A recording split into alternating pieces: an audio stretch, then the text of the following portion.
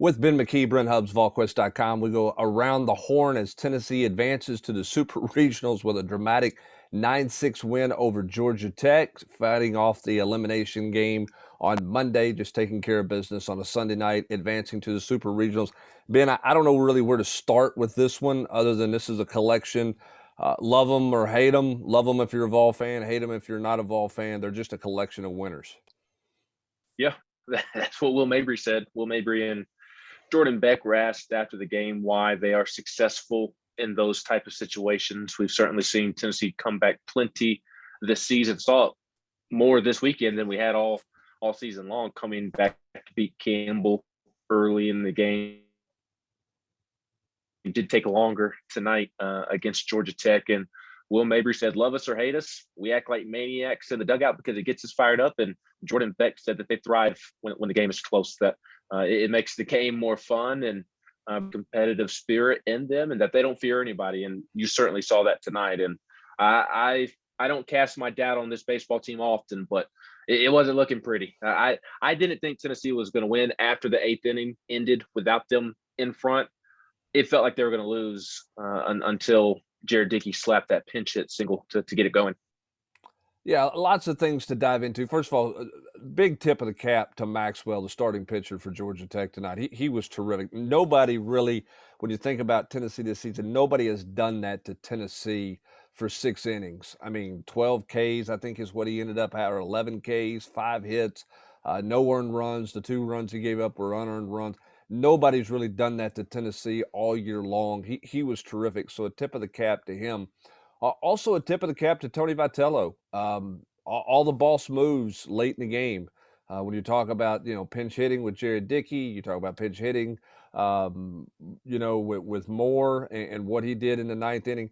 A lot of boss moves by Tony Vitello late that put Tennessee, that sparked Tennessee's offense. Tip of the cap to game management for Tony Vitello there. Certainly, absolutely. Christian Moore paid off the night before as well, pinch hitting him. Pays off again tonight. And everybody talks about the Jordan Beck hit, and then Jordan Beck says that he blacks out as he's rounding first there. But everybody thinks of that, and the Trey Lipscomb bloop single, and Trey getting hit by a pitch, and Jared Dickey leading off the inning, which they should. Jared Dickey is hero number 2 after Will Mabry, but to hit Christian Moore there, that hit proved to be big when you look at what Georgia Tech was able to do in the bottom of the ninth, almost rallying all the way back. It was actually Evan Russell's RBI single after Moore's single and Cortland Lawson's sac fly that proved to be the difference in the game with how many runs Tech scored there in the bottom of the ninth. But pressing all the right buttons. I don't know how he does it, but he always does it. And I think it goes back to just the culmination of talent that he has collected and the depth that this team has, whether it's on the pitching mound, whether it's at the plate.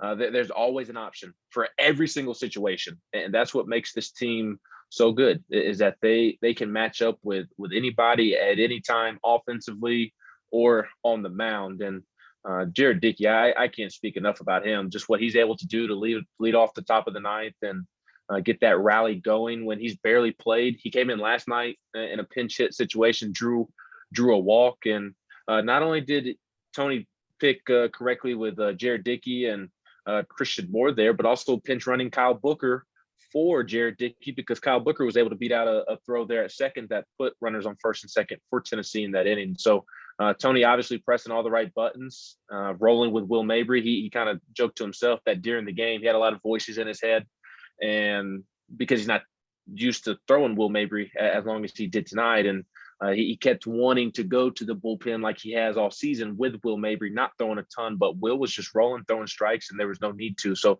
credit to Tony for not only pressing all the right buttons today, but him and his coaching staff for recruiting a ton of talent to allow him to not be wrong in those situations. Yeah, I got news for Jordan Beck and Evan and Drew Gilbert and those guys. I'm not sure the blackout excuse is gonna carry a lot of weight for them moving forward, but that's a topic for a different day. Tony Vitello has said this, Ben, for 3 or 4 weeks now, when all of us have asked, who's your rotation, who's your starting 3, and he said when you get to postseason, roles change. You never know what your role's going to be.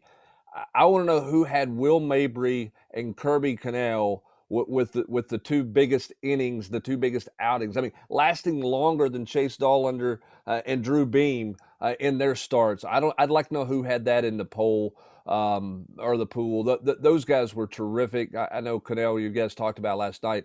Mabry's a guy that I don't think any of us saw 3 2/3 coming from him with giving up goose eggs the way he did. He was unbelievable.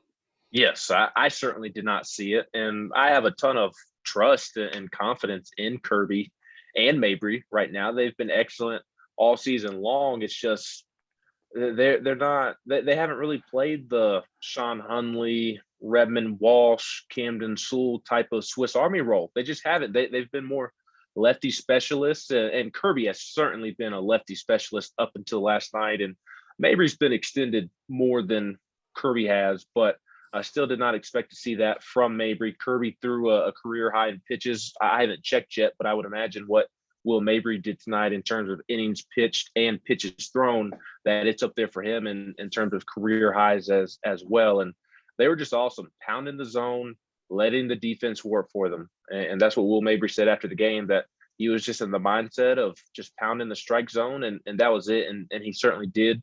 Went through a little bit of a rough patch there. I wouldn't really call it a slump or anything, but got off to a great start, and then had a couple of outings where he didn't quite look like the first month or so of the season, Will Mabry, and he was able to iron out some things fundamentally, he said tonight, and he's been awesome his last couple of outings. And just it's just ridiculous that Tennessee sweeps a regional with a ton of offense, and they didn't throw Camden Sewell, and they didn't throw Ben Joyce. That just, again, it baffles me how much pitching depth this team has. And again, we continue to say it. It's what separates Tennessee from everybody else in college baseball this year.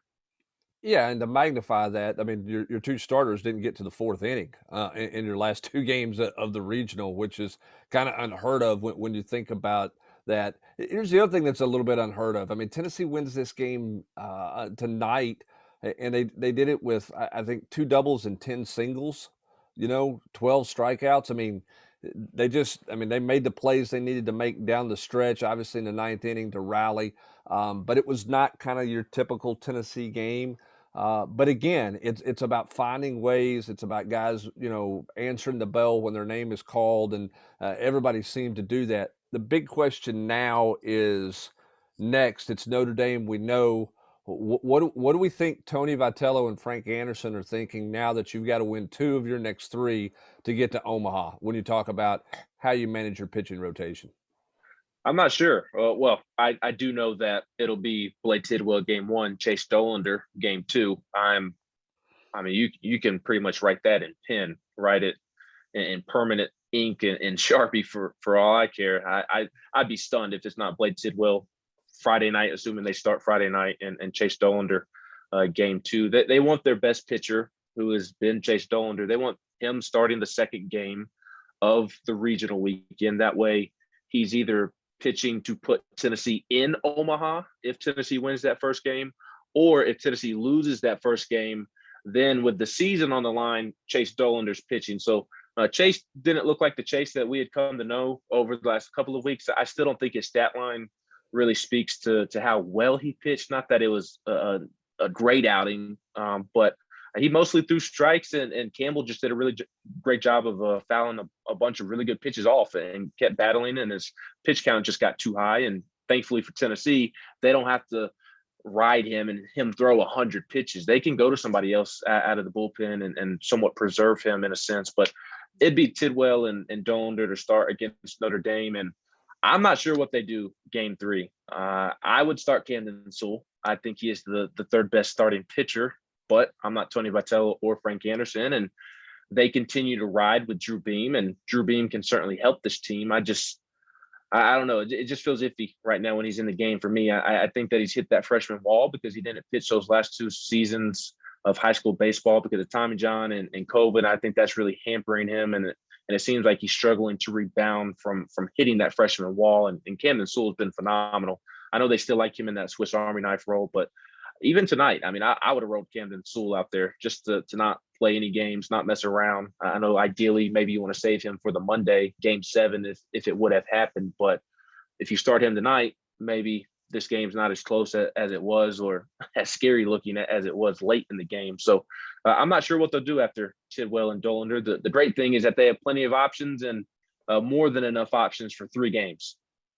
And plenty of time to make that decision as Tennessee wraps up regional. There's no Monday game for them now as they advance to the super regionals. You've been in that ballpark for a lot of games. You've been in for that ballpark for a lot of games that were meaningless games that had no interest by a lot of people. You've seen the rise of the crowd. You were there for Wright State in the walk-off a year ago. Where do you put tonight from an intensity level and just kind of what the eighth and ninth innings were like in that stadium tonight? Where do you put that one up there?